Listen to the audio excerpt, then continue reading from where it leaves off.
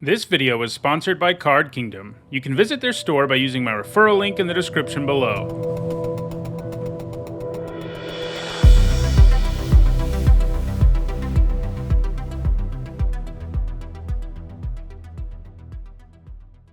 Hi everyone, I'm Neatsahone, and it's that time again, limited review season. The full card gallery for Innistrad Crimson Vow dropped earlier today, and that means for the next week and then some, I'll be posting a new video until I've given you my thoughts on every single card in the set for the limited format. That means the review will be complete before Crimson Vow is available on Arena next Thursday.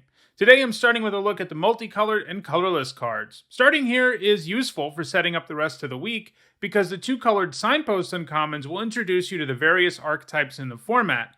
It also lets us start out with some pretty impressive cards, as multicolored cards in most limited formats tend to be at uncommon or higher, and that usually means they're pretty good on average. A few disclaimers as usual. This video is just about limited. I'm not talking about any other formats. I'm not talking about any cards you find outside of draft boosters. Additionally, this is how I feel about the cards before actually getting a chance to play them. Once the format comes out, I will be posting more videos about the format and how my thinking about it has changed or stayed the same, so stay tuned for those. Lastly, I use a letter grade system to help sum up my thoughts on each of the cards, and if you're not sure what those letter grades mean, you can find an explanation in the description. Alright, let's get started with our first multicolored card. First up, we've got Ancient Lumberknot, which for 2 generic, a black and a green, is a 1/4 treefolk at uncommon, and it says each creature you control with toughness greater than its power assigns combat damage equal to its toughness rather than its power. This is effectively a 4-mana 4/4 when it's in combat, and it buffs all of your other high toughness creatures, which is neat, and it's also nice that it doesn't make all of your creatures do combat damage equal to their toughness like some other cards we've seen over the years. Instead, it only makes the creatures do damage equal to their toughness if they have high toughness. And yeah, this is the signpost common for black-green, a color pair that's all about high toughness. Still, this doesn't seem like the kind of signpost that you go after aggressively. It just doesn't seem like it does quite enough on its own for that to be the case. Right now, I feel like it's the least impressive of the 10 signpost uncommons in the set. I'm giving it a C+.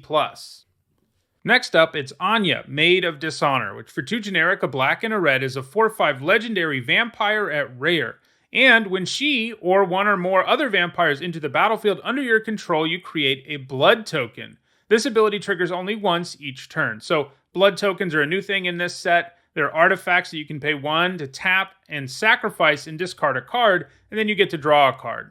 Her other ability is that you can pay 2 generic to sacrifice another creature or a blood token, and each opponent loses 2 life and you gain 2 life. This is a very strong card. A 4-mana 4/5 that makes a blood token when it enters the battlefield is already on the lower range of first pickable, so adding this super powerful ability to the mix is huge. You can use it to really alter the race, or just finish off your opponent entirely. And if your deck has lots of vampires, and if you're in black-red you probably will, you're going to be pretty close to winning when you untap. Even if she gets killed immediately, you still get a blood token too, which isn't an amazing thing, but it's a decent consolation prize. Because of the setup and time needed for her to really do her thing, I think she falls just short of being a straight-up bomb, and I'm giving her a B+. Next up, it's Blood Tithe Harvester, which for a black and a red is a 3/2 vampire at uncommon. When it enters the battlefield, you make a blood token, and you can tap it and sacrifice it, and target creature gets -X until end of turn, where X is twice the number of blood tokens you control. Activate only as a sorcery. So this is black-red signpost uncommon, which lets you know that black-red is all about these blood tokens, and this is a pretty powerful signpost uncommon. It's an efficient creature that brings 1 blood token along with it, and if that's where this card ended, you'd be pretty happy with that. But it also comes with the ability to become a removal spell once you have blood tokens in play, and because he brings 1 himself, he can already tap to kill an X2 if you need him to. This feels like a signpost uncommon you can go after pretty aggressively. I'm giving it a B. Next up, it's Brine Comber, which for 1 generic, a blue and a white, is a 1/1 spirit at uncommon. When it enters the battlefield or becomes the target of an aura spell, you make a 1/1 white spirit creature token with flying, and it has Disturb for a blue and a white. This is a returning mechanic from the last set. It's different this time though, because when you disturb the creatures in this set, they come back as auras, and in this case, it comes back as Brine-bound Gift, an uncommon enchantment aura with enchant creature, and when it enters the battlefield or enchanted creature becomes a target of an aura spell, you create a 1/1 white spirit creature token with flying, If Brinebound Gift would be put into a graveyard from anywhere, exile it instead. So, this is the blue-white signpost uncommon. Blue-white, once again, is about disturb, but it also has an enchantment sub-theme as a result of all the things disturbing into enchantments this time, and Brinecomer really embodies that color pair. And right now, like my first impression of the set, I think this is the strongest of all these signpost uncommons, and most of them are pretty good, but this one's great. For one thing, it kind of resembles Lingering Souls. You pay 3 mana for 2/1/1 flyers up front, and you get at least 1 back from your graveyard for 2 more mana, and you get that all from a single card.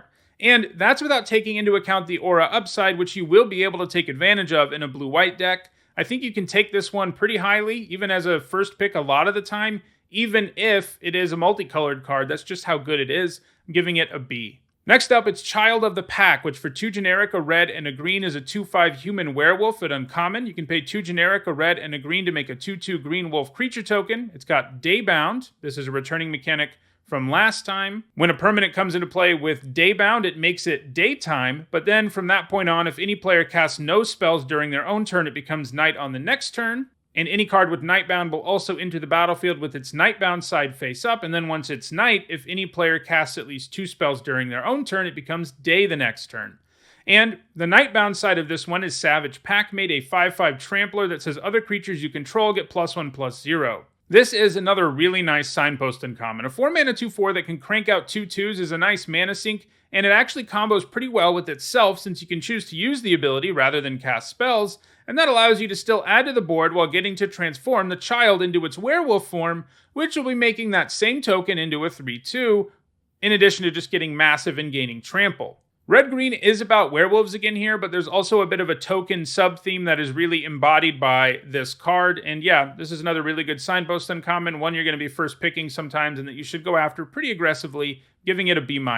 Next up, it's Dorothea, Vengeful Victim, which for a white and a blue is a 4/4 flyer at rare. She's a legendary spirit, and when she attacks or blocks, you sacrifice her at the end of combat, and she has Disturb for 1 generic, a blue, and a white.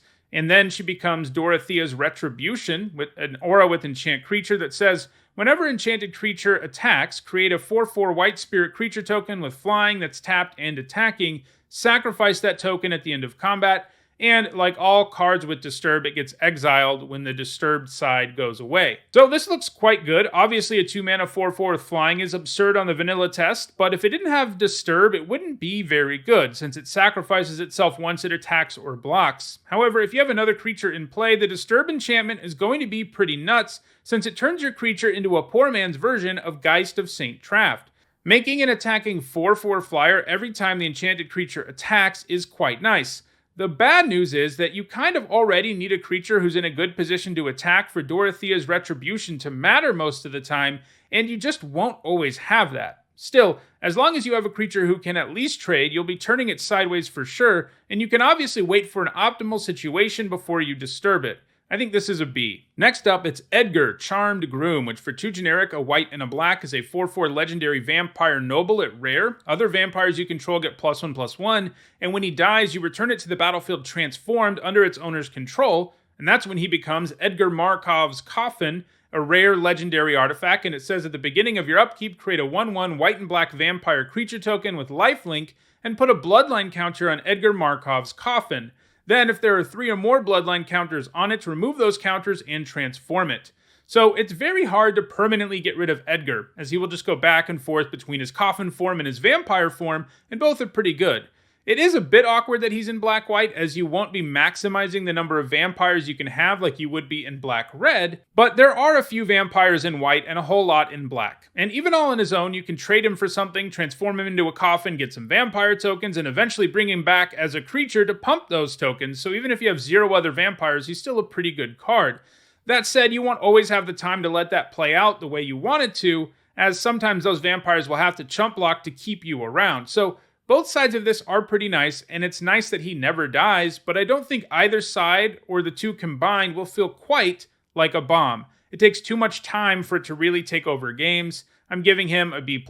Next up, it's Ruth, Tormented Prophet, which for 1 generic, a blue and a red is a 2/4 legendary human wizard at rare, and she says if you would draw a card, exile the top 2 cards of your library instead. You may play those cards this turn. So this gets pretty close to drawing you an extra card every turn, and that's the kind of thing that wins you games. The downside here, I guess, is that you might run out of cards, but it's pretty likely that you will kill your opponent thanks to your card advantage before running out of cards ever becomes a problem. Left in play, Ruth will generate absurd value and win you the game quickly, and I think that makes her a bomb. I'm giving her an A. The one downside about her is she doesn't do anything immediately. She doesn't leave some value behind, so if your opponent kills her right away, you're not going to get anything, but I think the upside still makes her a bomb. Next up, it's Grolnok the Omnivore, which for 2 generic, a green and a blue, is a 3/3 legendary creature frog at rare. Whenever a frog you control attacks, you mill 3 cards. Whenever a permanent card is put into your graveyard from your library, you exile it with a croak counter on it. You may play lands and cast spells from among cards you own in exile with croak counters on them. This card has a really neat design and also seems really powerful. All on its own, a single attack can give you a ton of value. Now, Grolnok does need to stay alive for you to get value out of the cards, but the good news is that there are other ways to mill yourself in blue-green, and turning every permanent you mill into a card that's effectively in your hand is absurd. It might take a little bit of work to really get it going, but this is an insane value engine, and it's hard for me to think that he's not a bomb. Blue-green will just have lots of ways to mill itself anyway. You won't have to go out of your way to really abuse this. Again, there is a little bit of a downside here. Maybe you mill yourself out, but chances are good that your card advantage wins you the game before you get milled out. I'm giving this an A-. Next up, it's Halana and Elena, partners, which for 2 generic, a red and a green, is a 2/3 legendary human ranger at rare. It's got first strike and reach, and it says at the beginning of combat on your turn, put X +1/+1 counters on another target creature you control, where X is Halana and Elena's power. That creature gains haste until end of turn.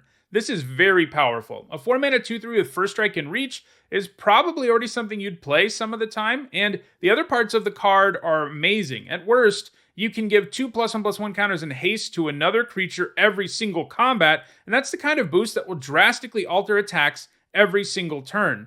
It also means that you can get value out of the card immediately, provided you play it in your pre-combat main phase and already have a creature in play, and those aren't big things to ask for. This means that even if your opponent takes the partners down, chances are good that they're leaving behind some significant value.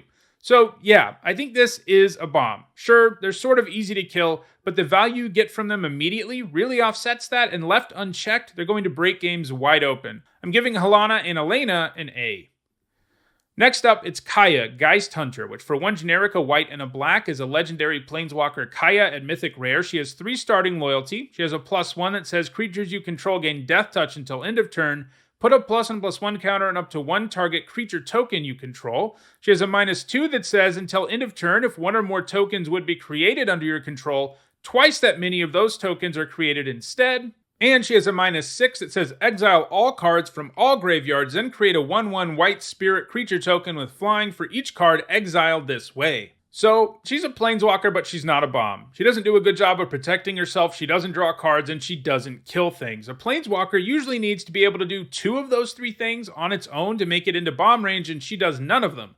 Kaya needs a lot of help to really stick around. But while she may not be a bomb, she is a decent card. Her +1 will sometimes give you a counter, but there aren't so many tokens in the set that it'll be easy to set that up. Mostly, you'll just be getting Death Touch there, but that can be pretty significant. Her -2 doubles tokens, which is the closest she gets to protecting herself, though you obviously need to have a token-making card to take advantage, and her ultimate is certainly game-winning in the later part of the game. You're just going to get an army of flyers, so she needs significant support, in particular tokens, and you just won't always be able to do that. Her ultimate is what really makes her a threat, while her other 2 abilities will be hard to take advantage of, and that's not a great place to be for a planeswalker. I think she's probably just a C. You'll always play her in black-white, of course, but she isn't something you go after very hard. Next up, it's Markov Purifier, which for 1 generic, a white and a black, is a 2/3 vampire cleric at uncommon. It's got lifelink, and it says at the beginning of your instep, if you gain life this turn, you may pay 2 generic mana. If you do, you draw a card. So this is a signpost uncommon for black-white. We're back in a life gain deck for black-white this time around. And it's nice that all on his own, he can gain you life thanks to lifelink, which means on his own, he can also draw you cards. You won't always be able to spend the mana, of course, but once you reach a point in the game where you have the spare mana, this is going to be pretty powerful. I'm giving it a B-. Next up, it's Markov Waltzer, which for 2 generic, a red and a white, is a 1/3 vampire at uncommon. It's got flying and haste, and it says at the beginning of combat on your turn, up to 2 target creatures you control each get +1/+0 until end of turn. So this adds 3 power to the board the turn it comes down and will always be really enhancing your attacks, which is exactly what you want to be doing in red-white, a color pair this time around. I know it's really innovative, it's an aggro deck, and this is pretty great in that kind of deck. It can also pump itself, by the way. Only +1/+0 can go to itself, but it's nice that you really only need 1 other creature in play, and it can really do some serious work. If it's pumping 2 things every turn, it's going to be especially attractive, and it will be doing that a lot. I think this is a B-. Next up, it's Audric, Blood Cursed, who for 1 generic, a red and a white, is a 3/3 legendary vampire soldier at rare. When he enters the battlefield, you create X blood tokens, where X is the number of abilities from among flying, first strike, double strike, death touch, haste, hexproof, indestructible, lifelink, menace, reach, trample, and vigilance are found among creatures you control. So it's kind of sad how underwhelming this Audric is. Now, he isn't bad, of course, but I think he's actually worse than the Signpost Uncommon in the same color pair. He's going to be a vanilla 3-mana 3/3 a decent chunk of the time. And yeah, there will be times where you get a bunch of blood and it feels great, but you're going to get 0 way too often. That said, as long as he makes at least 1, you're going to feel fine about the situation. I think he's a C+. Next up, it's Old Rootstein, which for 1 generic, a black and a green, is a 1/4 legendary human peasant at rare. When it enters the battlefield or at the beginning of your upkeep, you mill a card. If a land is milled this way, you get a treasure token. If a creature card is milled this way, you get a 1/1 insect creature token. And if a non-creature, non-land card is milled this way, you get a blood token. This has a really neat design, and it's also really good. When it enters the battlefield, you will be getting one of these 3 things, and whatever it is you're getting a pretty nice deal up front. The insect might feel the best early, but the other things are nice too. Then, every turn he continues to give you value while also loading your graveyard for other purposes. Left unchecked, the value that Old Rootstein gives you will be hard for your opponent to overcome. He does take significant time to really start amassing value for you, and I think that makes him fall a little short of being a bomb, but he's a 3-drop that's pretty close to being a bomb. I'm giving it a B+. Next up, it's Olivia, Crimson Bride, which for 4 generic, a black and a red, is a 3/4 legendary vampire noble at mythic rare. It's got flying and haste, and when it attacks, you return target creature card from your graveyard to the battlefield tapped and attacking, and it gains, when you don't control a legendary vampire, exile this creature. This is really strong, and that's not much of a surprise. Olivia is sort of the main character of this set, so she's pretty pushed. A 6-mana 3/4 with flying and haste isn't incredible, but those 2 keywords together work amazingly with her attack trigger, since she can reanimate any creature and bring it back attacking, and because she has flying, she won't be able to be blocked, and she can reanimate the thing right away because she has haste. Notably, her ability to bring the thing back also doesn't just last until the end of turn like we see on most cards. Now, most of the time, you will lose the creature when you lose Olivia, but she's still bringing a ton of power to the table and will win games easily if left unchecked. The haste really sells her being a big bomb for me because it means she'll usually be able to do a thing before she dies, and that thing is likely to be very significant. And then, if they don't kill her, well, they lose. I'm giving her an A. Next up, it's Roundostromkirk, which for 1 generic, a blue and a black, is a 1/4 legendary vampire cleric at rare. It's got flying. When it enters the battlefield, you put up to 1 target creature card from your graveyard on top of your library, and at the beginning of your upkeep, you look at the top card of your library. You may reveal that card. If a creature card with mana value 6 or greater is revealed this way, transform Roundostromkirk, and then he becomes Crothis, Lord of the Deep, or Kraken Horror. It's got flying. And when it attacks, you create a tapped and attacking token that's a copy of another target attacking creature. If that creature is a Kraken, Leviathan, Octopus, or Serpent, create 2 of those tokens instead.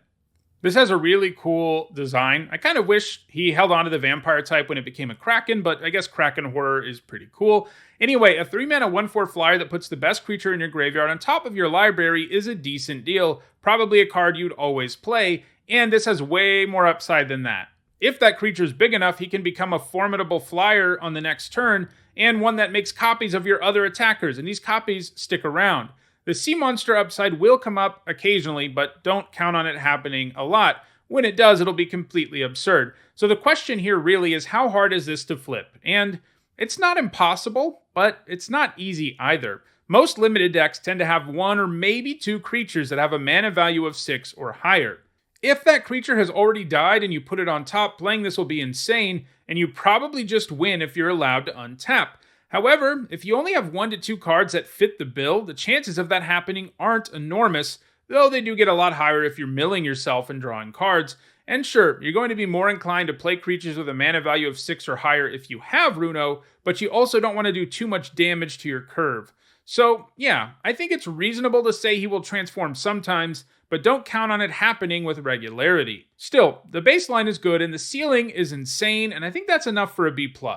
Next up, it's Cigarion Paladin, which for 2 generic, a green and a white is a 4/4 human knight at uncommon, and it says as long as you put 1 or more +1/+1 counters on a creature this turn, it gains trample and lifelink, and you can pay 1 generic, a green and a white to give target creature you control with a +1/+1 counter on it, trample and lifelink.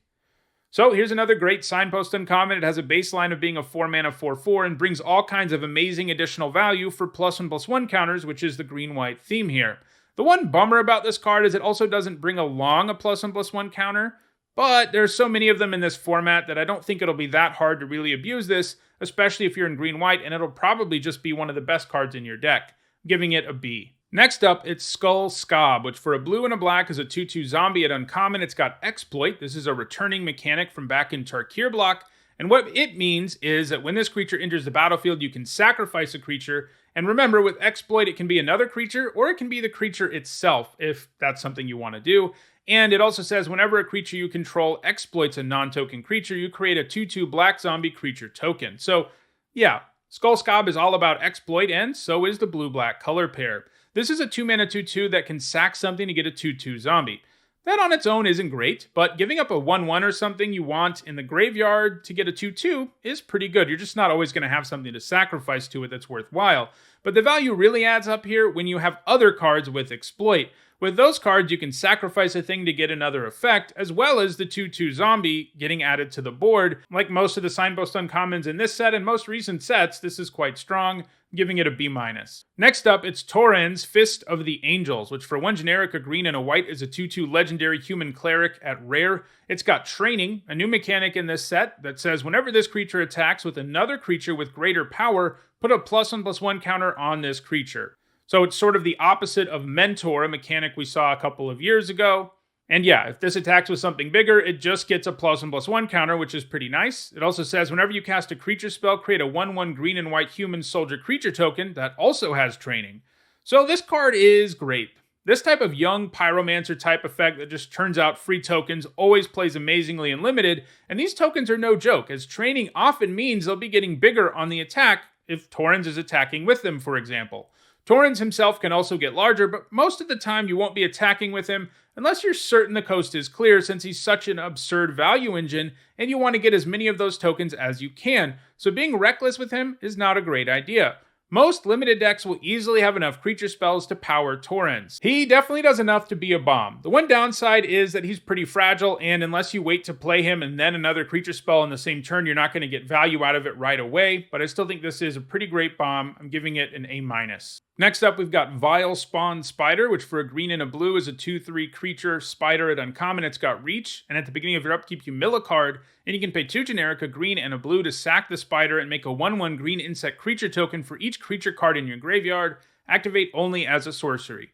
This is another excellent signpost uncommon. It's telling you blue-green is all about self-mill, just like it was in the last set, and this is great across the board. First of all, it has really good stats as a 2 mana 2/3 with reach. Then it also mills you all on its own, so you're going to be setting it up and other cards, and then it has a powerful self-mill payoff in that it can just populate your board with a bunch of insects once you reach a point where you have enough creature cards in your graveyard that it's worth doing.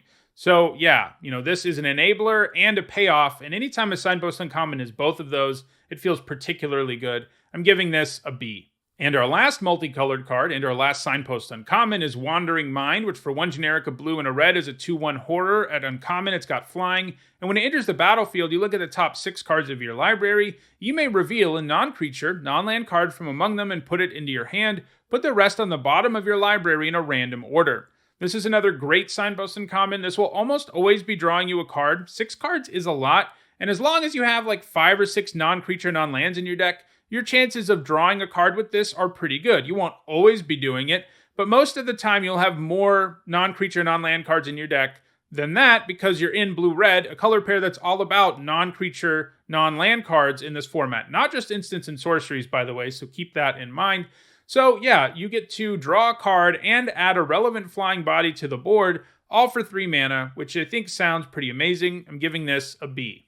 Alright, let's move into artifacts now. Our first one is Blood Servitor, which for 3 generic mana is a 2/2 construct at common. When it enters the battlefield, you make a blood token. So, if you're really interested in blood, you might play this, but there are plenty of other cards in this set that make blood that are far more efficient. They're just cards that already would be kind of playable and have blood attached to them, and that's not what you have here. You have a Grey Ogre, which is a horrible stat line that has blood attached to it. So you're really only playing this if you're desperate for blood synergy because you didn't get enough enablers. So I think this is probably a D+. Next up, it's Boarded Window, which for 3 generic is an uncommon artifact. It says creatures attacking you get -1/-0. At the beginning of each end step, if you were dealt 4 or more damage this turn, exile Boarded Window.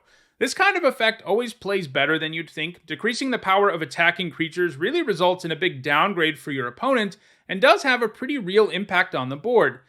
It is a bit of a bummer, albeit a flavorful bummer, that it goes away if your opponent does 4 or more damage to you, but it will be surprisingly hard for your opponents to find a way to do that on many board states, since their creatures will be significantly less potent attackers, something that is even more of a problem if you have blockers. Now, you don't really want this if you're the beatdown, but if you're in a more grindy control deck, this is going to be something that does a decent job for you. I'm giving it a C. Next up, it's Ceremonial Knife, which for 1 generic is a common artifact equipment. Equipped creature gets +1/+0 and has, whenever this creature deals combat damage, create a blood token, and it has an equip cost of 2. This gives a very small boost, especially for an equip cost of 2, and the fact you get blood out of it isn't really enough to make me excited about this. There are just so many better ways to get blood tokens that aren't this situational and clunky. I think this is a D. Next up, it's Dollhouse of Horrors, which for 5 generic is a rare artifact. You pay 1 and tap it to exile a creature card from your graveyard. Create a token that's a copy of the exiled card, except it's a 0/0 construct artifact in addition to its other types,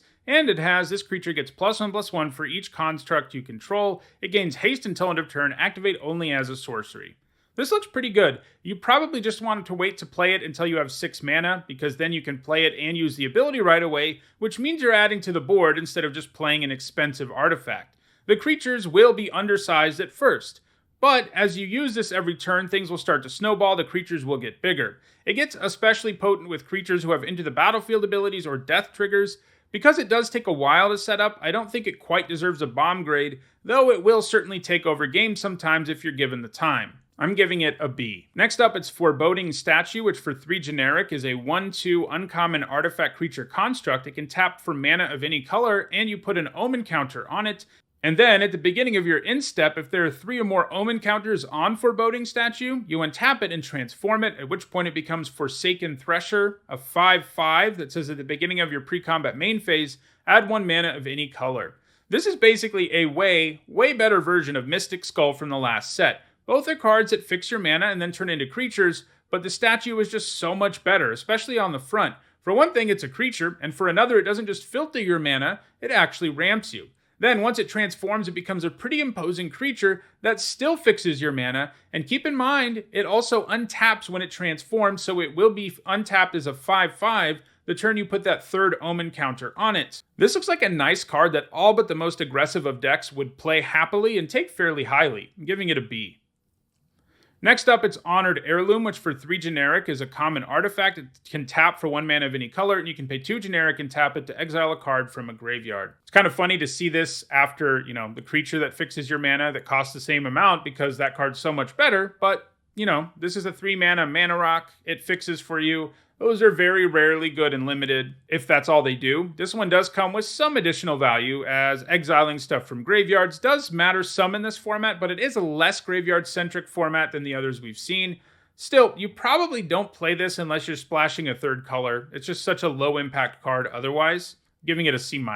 Next up, it's Investigator's Journal. For 2 generic, it's a clue, an artifact clue at rare. When it enters the battlefield, it does so with a number of suspect counters on it equal to the greatest number of creatures a player controls. You can pay 2 and tap it to remove a suspect counter from it to draw a card, or you can just pay 2 and sack it to draw a card like you can any clue. This is an interesting card. Worst case, this is 4 total mana to draw a card, and while that's not remotely good, it does mean that the baseline isn't an utterly useless card at least. Then if there's enough going on the board, it can turn into a pretty great card advantage engine. This can win you a lot of games, as you will get the most suspect counters out of it and also have the time to actually draw with it in those later parts of the game. Playing it early isn't going to be ideal though, obviously enough, and that definitely limits its usefulness. Still, that late game utility is pretty nice. I wish it added to the board in some more meaningful way earlier, and it never does, really. But, it's a pretty good card. I don't quite think it's something you want to be first picking, though. I'm giving it a C+. Next up, it's Lantern of the Lost, which for 1 generic is an uncommon artifact. When it enters the battlefield, you exile target card from a graveyard, and you can pay 1 and tap it to exile it, and you exile all cards from all graveyards and draw a card. This does a real good job hating on the graveyard, and it also replaces itself with its activated ability. While this format feels a little less graveyard-centric than Midnight Hunt, after all there's no flashback here, graveyards are still a big enough deal in this format that I think you'll main deck this sometimes. Because it replaces itself, the cost of doing so isn't massive. I still think in an ideal world in most decks you want this to be coming out of your sideboard, because there are other cards that have incidental graveyard hate that actually do other stuff that you'd rather have in your main deck. It is worth noting this works well in the blue-red deck. Probably it's at its best in the blue-red deck because that deck likes it when you play or have non-creature, non-land spells, and this counts. It only costs 1 mana to trigger all those things, and it can easily replace itself, and you kind of want to be doing that in that deck. It's still not great there. I mean, you'll cut it a lot of the time for cards that do more meaningful things, but I think this is a decent enough card. It hates on the graveyard well, slots well into the blue-red deck. I think it's a C-. Next up, we've got Wedding Invitation, which for 2 generic is a common artifact. When it enters the battlefield, you draw a card and you can tap it, and target creature can't be blocked this turn. If it's a vampire, it also gains lifelink until end of turn. You also sacrifice the invitation when you use that ability. So this also replaces itself, and, that's worth something, especially because the effect it has isn't worth anywhere near an entire card, so it kind of has to do it.